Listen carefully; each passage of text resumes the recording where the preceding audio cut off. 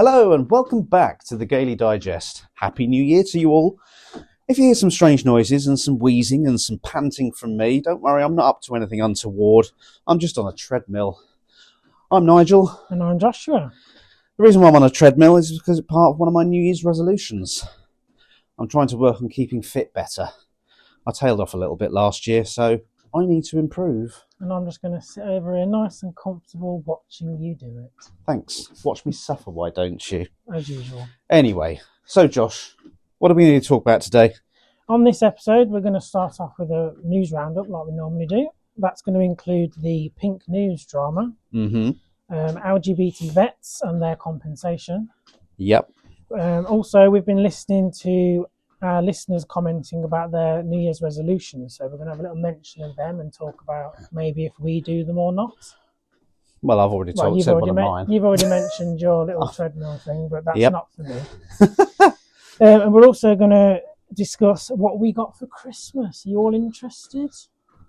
I think they're interested. I think they are as well. I think we can listen to what they got for Christmas as well. Definitely. So, without further ado, let's get started. Oi, that's my line. So now for our first news roundup of 2025. The first thing we're going to cover is the news that broke just before Christmas, but it was too late for us to feature on our Christmas special. So we're going to be mentioning it now. And that is the news that broke about the Pink News bosses. Now, you may or may not have seen a documentary on the BBC iPlayer that was called Pink News, Behind Closed Doors. It's a 20-minute documentary, and it's reporting on claims by whistleblowers.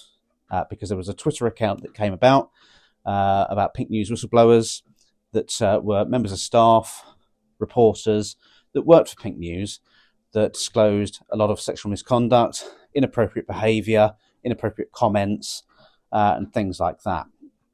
Now, there were things like the bosses asking young females to be surrogates. There was misogyny, there was bullying, there was allegations of groping, and juniors getting drunk, not being able to consent to certain things. And I think there were some videos that got released as well in relation to their behaviour and their inappropriateness. The director, Dr. Nancy James, was suspended by the NHS for sexual misconduct. And obviously Pink News is the largest LGBT plus news website in the world. And the CEO, Benjamin Cohen, states that we're cautious to discuss topics on trans rights as it could affect advertisers, and stated it was too contentious a topic. Yeah, I think it's quite disgusting, actually. And I think the problem why it's probably gone on for so long and they've not been called out before is because they're two very powerful people. They're clearly the biggest LGBT news website in the world. And the fact that they're both the CEOs, there's no one really higher to go to. With the juniors, the problem is they're just getting into this. It's probably a big opportunity. It's a big thing they can have on their CV, and they don't want to lose that, and they probably just kind of laugh it off or ignore it because they don't want to lose the opportunity, and they probably understood that they have this power over them. And I think that's the problem, isn't it? When you've got CEOs that are partners, husbands, it's very difficult to know who you can go to because they're the ones with the power. And it's almost like power buys that silence. And when you've got junior members of staff, like you say, who are starting out in that career or starting out in that job, and they don't want to, for want of a better expression, muddy the waters, they're afraid, I think, sometimes to step up and speak up. I think the fact that there was reports that they were getting the juniors drunk and then doing this inappropriate touching and stuff, that's even bigger of an issue because that, to me, says they don't understand consent, because if you're very drunk, you can't consent. I think where you say that, I think they fully understand the issues of consent, because if they're getting them drunk to the point where they know they can't consent, then that's quite a serious issue. But I do think it's important to highlight here, obviously these are allegations.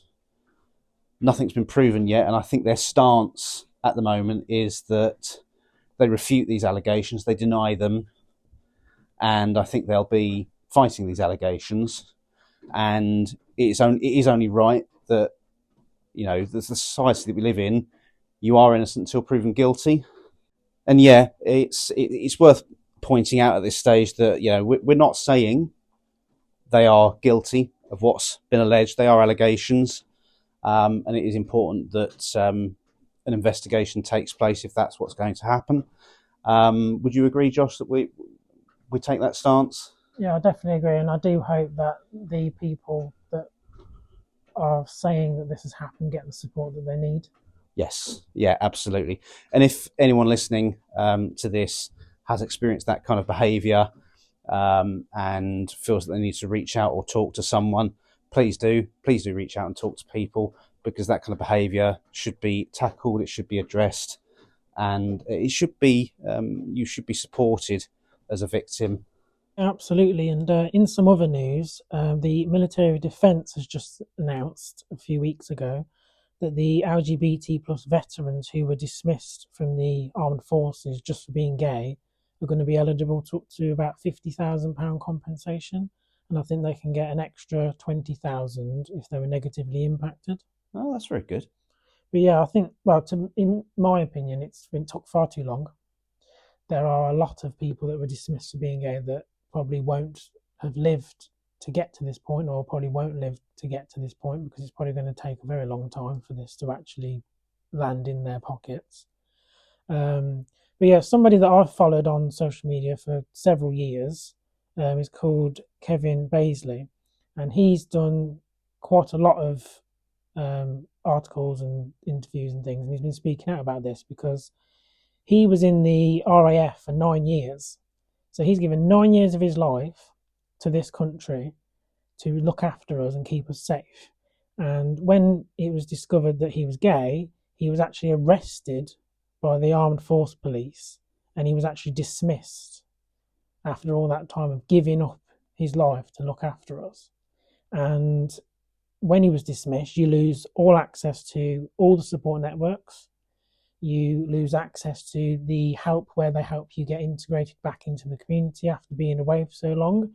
They lose access to all their pension from the armed forces just for being gay. See, there's no real logic, rhyme or reason behind that, because the fact that he gave, what you say, 9 years? Yeah, 9 years. 9 years of his life to serving his country, and his sexuality has not in any way, shape or form negatively impacted his ability to do that job. But he was fine the 9 years before. Exactly. Exemplary, and then as soon as you find out this, that's sorry, you got to go. But it's just bizarre that those attitudes even existed, that those rules had to be in place. Surely they would look back at his career, see what he's achieved, and realise, actually, yeah, your sexuality has not impacted on your ability to do the job whatsoever. If you've managed to do the job for 9 years, you must be doing a bloody good job. Yeah, and it was only till not that long ago since they actually wiped all of the charges off everybody's records for this, which is, again, it's absolutely disgraceful, and it's astounding how long it's taken. Well, I certainly hope they get the compensation that they deserve, because nobody should be discriminated against, and nobody should be treated like that, or even stopped from doing a job just because of their sexuality. It just seems utterly bizarre. Should be more, in my opinion. I don't think that's anywhere near enough for the shame they've caused, and probably the mental harm. There's the shame, the embarrassment, the mental harm, the fact that they've likely had significant loss of earnings as a result. It's completely changed their trajectory of life, their career. Exactly. And if you look at what they could have been on now, financially, had they stayed in the job, any increments they would have got, pay rises they would have got, how much of that have they lost, and could they have had? 50,000 is a little blip of that. Well, 50,000 is for some people. 50,000 is a year's salary for some people. For some people, a year's salary is about 30,000. For some people, it's less. For your rich people, it's way more. Like your MPs and the like. But even so, a year's worth of wages is not going to make up for what they would have missed out on in the years, decades. The decades that they've been out of that employment. Granted, they've probably gone out there and got other jobs, but would they have earned anywhere near as much? But it's not just the career side; it's the mental health side, because I can guarantee that's probably seriously impacted many of their mental health. They're going to feel shame. They probably were shamed. They're going to feel they're not good enough.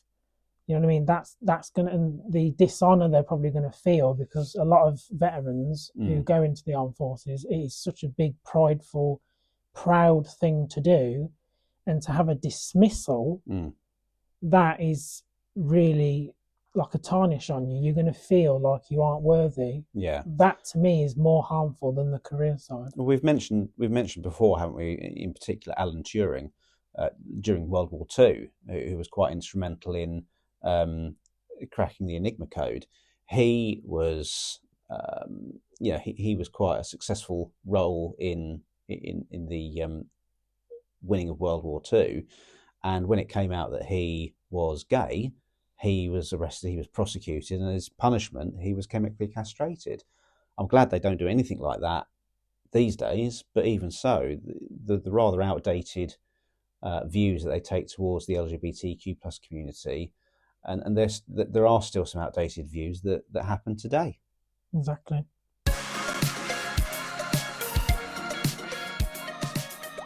So it's now the new year. We've moved on from Christmas. Christmas is fading away in the rearview mirror. But did you have a good Christmas, Josh? I did. It was full of festive cheer and lots of gin. You sound very enthusiastic about that. I've used all my social battery on Christmas. I need to recharge. Or to be fair, you sounded more excitable about the aspect of gin. Gin always perks me up. It's like me with Jack Daniels. That always perks me up as well. Certainly does. Did you get anything good for Christmas? Yes, I got some of the games that I had on my little wish list. What games are they? I got Epic Mickey and the Zelda Echoes of Wisdom. Oh, who'd you get that from? A certain person sat next to me. And lots of bottles of gin. So I'm all set for next Christmas, but I won't be doing dry January, I don't think. You're set for the year, aren't you? At least till April. To your birthday, you mean? Yes. To you restock. I get more gin for presents. Oh dear. Well, I got quite a few good presents. It was quite nice. Nice new coat, bag, some Lego,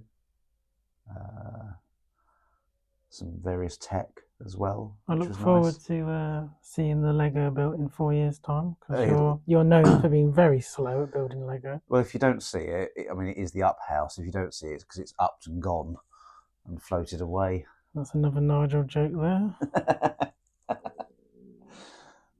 What did you watch over Christmas? Well, we watched all of the classics that we had in our top tens. So like the Home Alones and things. So the films. What about Christmas viewing though? What about things that were on for Christmas? We watched the Doctor Who special.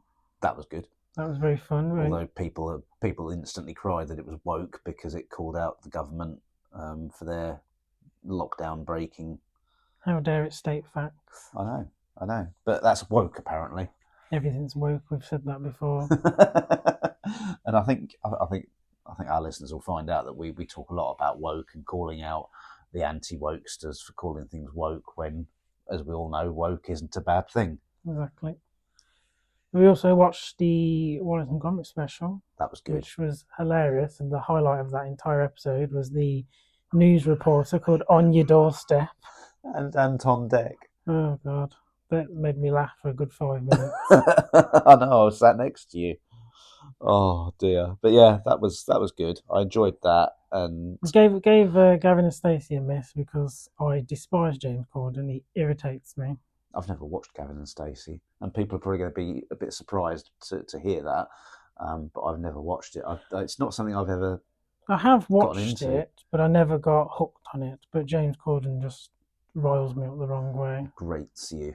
Yeah, he annoys me more than Elf on the Shelves. You do love those elves on the shelves, though. You've got to admit it. I despise them. on another plane of level. I might get some next year and just plant them around the house, and just see if you locate them at all. Yeah, I'll strap them on a firework for New Year. I can actually believe that you would do that. To be fair, that would be the sort of thing you'd do just to get rid of them. I would do that, but I don't like fireworks, so that's the only downside. So I'll just put them in a bonfire or something instead. Maybe they can be the guy. Yeah, just Penny for the guy. A little collection of them, plenty of fuel. Chuck a match on them, job done. Something else that I watched Christmas. I don't know if you watched it. Blankety Blank. I didn't watch it. I love that show. Bradley Walsh hosts it, and I think he does a brilliant job of it. I mean, I know he hosts a lot of things these days, but he does do a brilliant job of it. It's just his reactions, his facial movements and stuff like that. It's just brilliant. But that caused a bit of controversy this year or last year, should I say, because we're in 2025 now. But it caused a lot of controversy because there was the Vivian on the panel. Yes. Drag queen.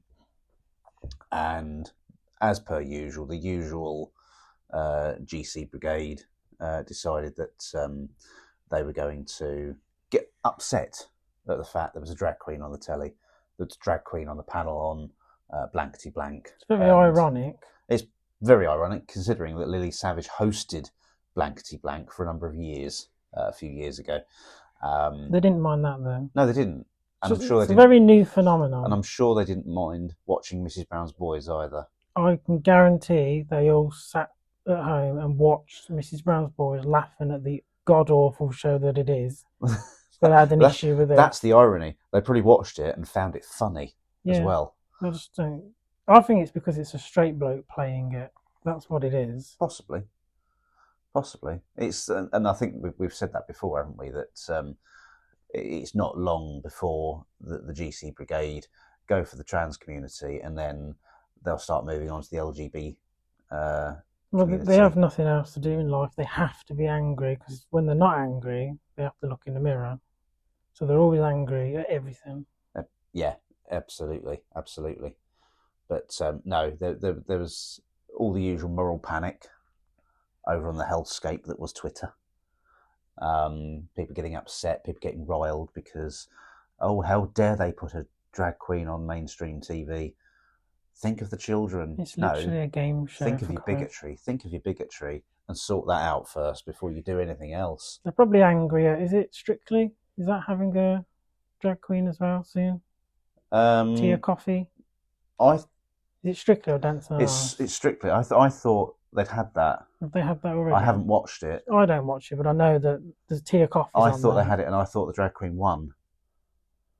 Oh, I'm not sure. I'm pretty sure Tia Coffee's coming up, and I know we'll have to look into that and then do a correction. Yeah, I know they've been angry at it recently. So it's either happened and they're just still angry. Oh, they were angry about same-sex couples dancing on Strictly. They're all angry. It's not good for the heart, is it? No. They just need to lighten up. To be fair, don't they? Yeah.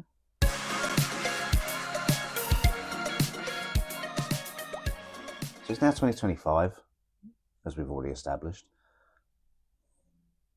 We're in a brand new year. We've got a lot to look forward to.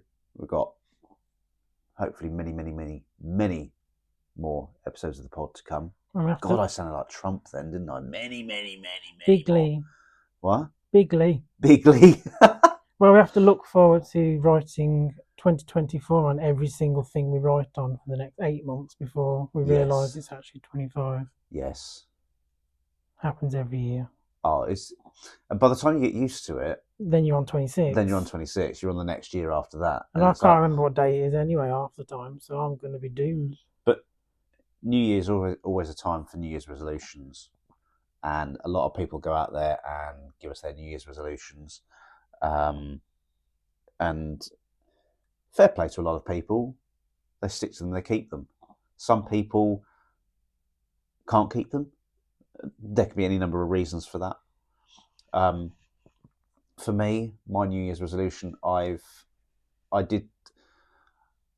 tailed off recently with my fitness, so I am going to be working on getting back to that, keeping fit, and trying to trim down for the new year, because obviously I've eaten a lot of Christmas food and stuff like that.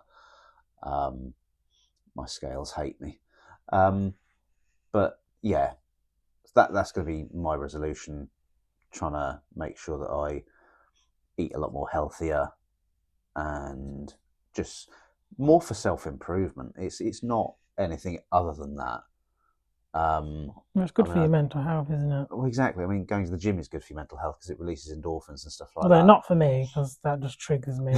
Even the word gym. But what I want to be conscious of is the fact that, you know, I'm doing this for me. I'm doing this for my own well-being. I'm doing this for my own mental health, which I think is something that is very important, that we do look after ourselves. And that's sort of the route I want to go down, because I'm very conscious in the gay community that there can be a lot of toxicity around appearance, and almost like there seems to be a lot of feeling towards you have to look a certain way and stuff like that. I'm not doing it for that. I'm not doing it to look like a certain demographic. I'm doing this just for my own well-being, and just improving myself, really, I think. Yeah, I think that's my main New Year's resolution, and I'm going to do dry January as well. I'm doing dry January. That stunned me. Are you doing it? No. Why not? I just told you I got loads of gin for Christmas. I've got to drink it before You've got 11 more months. No, I've got to drink it before my birthday, because I'm probably going to get more for my birthday. What about you? Any New Year's resolutions? I personally don't do New Year's resolutions. Why is that? Because I'm the kind of person who, if I want to do something, I'll just start now. So impulsive? Yeah, sure. But I'm like, if I want something done, face you pulled. If I want something done, or I want to change something, I'll just start it then when I decide. Or latest, I'll say in the morning, that's when I'm going to start it tomorrow. But I think with New Year's resolutions, there's too much pressure. Because I feel like you pressure yourself to do something, and if you don't keep it up and you fall back on it, you're going to feel like a failure. So I just kind of think, I feel like doing this, I'm going to try it for a week. And then at the end of that week, I might say, oh, I'm going to do another week. And that, I think that's more healthier for me to say, I'm going to try it for a week. And then if that week goes well, I'll try another week. And then it just builds up that way, rather than I have to go a whole year doing this thing and I cannot not do it. Because to me, that makes too much pressure for me. But then who's to say a New Year's resolution is something you have to do for the year? What if the New Year's resolution is simply trying something at your own pace? You probably could do your own twist on it like that, but I think because that's the thing. If that's the thing about resolutions, they're unique to the individual. Yeah, but I think if you say New Year's resolution to somebody, the first thought in your mind is going to be something you've decided to change for the whole year. But is that how we've been brought up to think it, believe it? Yeah, probably. But who's to say you can't manufacture the New Year's resolution to suit you? Because it's your resolution. I suppose when I decide to change things or do things, and I just say, oh, I'm going to try it out then, I suppose that kind of is, but I don't really set it to start in January. So in 2 weeks' time, I could decide I want to do something else. Like when I went vegan, I was going to do the Veganuary, and I was going to do that as my New Year's resolution, and I didn't. I just stayed vegetarian, and then I think in June, then I thought about it more, and then a couple of months later, then I decided to try it. So I didn't put any pressure on me. So I kind of do New Year's resolutions, but I don't do them in January. I just start them when I feel like it. But again, who's to say you have to do it right at the start of January? It's a New Year's resolution. It's something new for you to try in the new year. I suppose you're in the new year, so it's any time really, isn't it? But isn't it? It's as long as it's in the new year. You know, and I think that's important for anyone listening that's looking to do New Year's resolutions. I think it's important to say, don't pressure yourself to do it right at the start. Do it there and then. Especially things like fitness, or a lot of people try dieting, which I'm firmly against. I think you just need to. I don't like the word diet, which we'll cover in future probably, but I think that when it's things like fitness or the changing your eating habits, things like that, they're such significant changes. You've just got over Christmas. It's been a very stressful month for most people. Starting something that's going to cause a lot more stress in January, to me, is a bad idea. You're probably going to trip up a lot because you've forced yourself to start it too soon. So I think things like that, you should take your time and pace yourself, and it doesn't have to be on the 1st of January. Start them in the middle of the year if you want, or start them in February. Things like, and pace yourself. I think pacing yourself is the most important. And if you slip up, you slip up.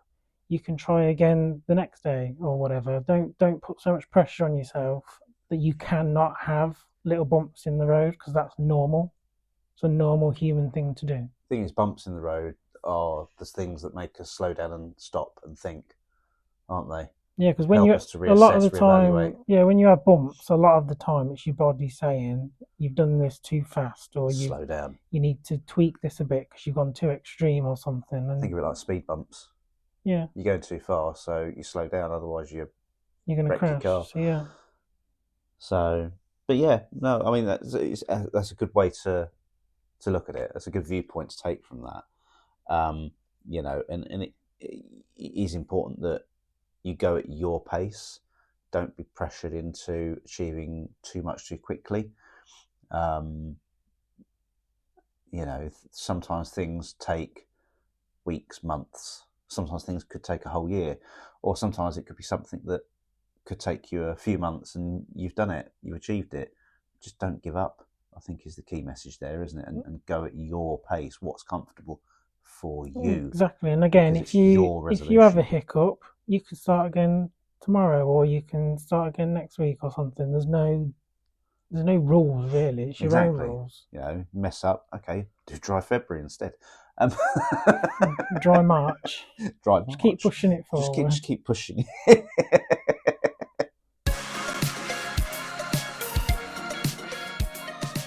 How are you getting on that treadmill, Nigel?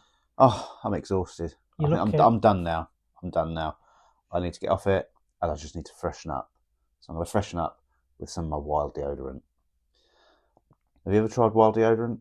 Several years now. Excellent stuff. I like it because it's packed with natural ingredients.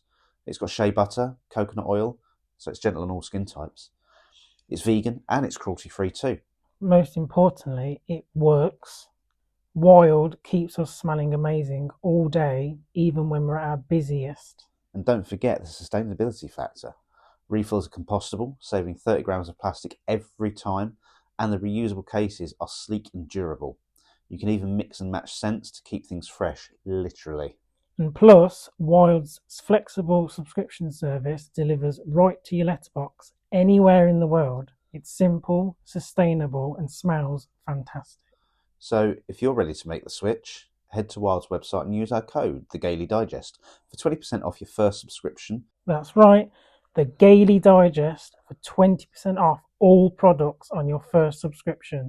So what are you waiting for? Get Wild today.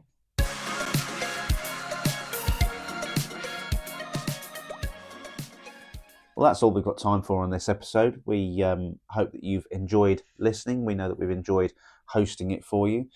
We will be back in our next episode, which will be coming soon. And on that episode, we're going to be discussing the puberty blocker ban, and we're also going to be covering conversion therapy, which are two very, very important subjects that we do feel that we need to cover. So we're going to be covering them in an extra episode, which will be coming later this month. Thank you for joining, and until next time, stay safe and be happy.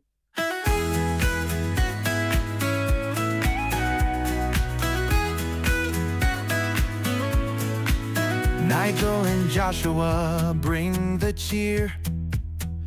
Gaily Digest podcast near. Raise a glass, let's toast the night. LGBTQ plus shining bright. Laughs and love in every shout. Celebrate without a doubt. From the start until the end, we'll be here, dear friends. friend. Happy New Year, let's all sing. Joy and hope the year will bring. Dance and celebrate with pride on this rainbow glide.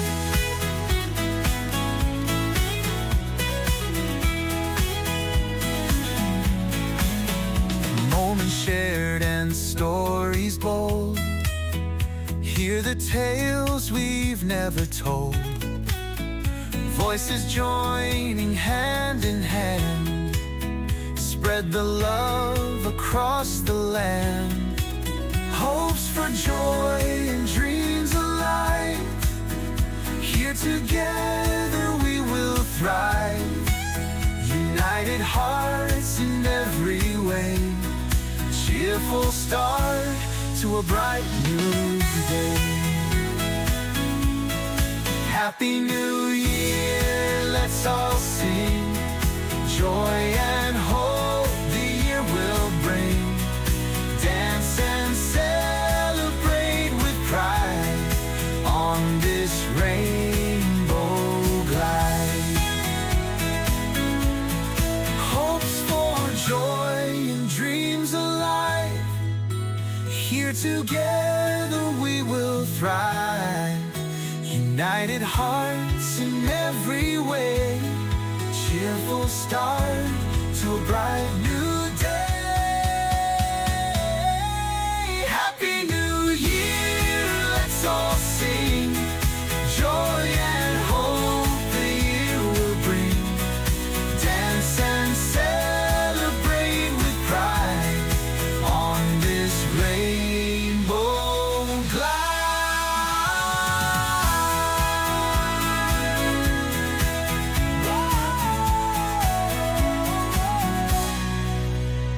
Glide.